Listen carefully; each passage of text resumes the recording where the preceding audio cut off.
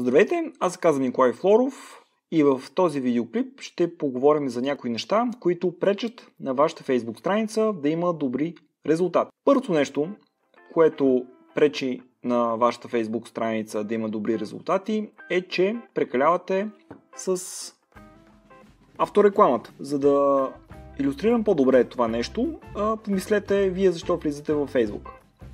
Влизате във Facebook, защото искате да научите нещо интересно за вашите приятели, за вашите роднини, да прочетете някаква новина, се посмеете, да изгледате няколко смешни видеоклипчета, да прочетете няколко вица и така нататък. Все неща, които са интересни, забавни и полезни за вас.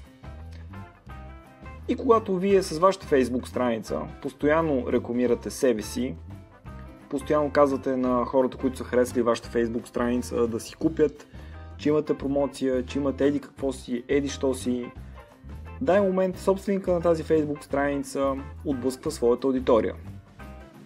Тоест, ние не влизаме във Facebook само да гледаме реклами. Това, което трябва да направите, е да спрете с тази постоянна автореклама.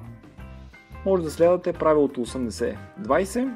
Какво означава това? 80% от вашето съдържание да е свързано с неща, които вие предполагате, че са интересни, забавни на вашата аудитория, и 20% тази реклама, която е свързана с вашия бизнес.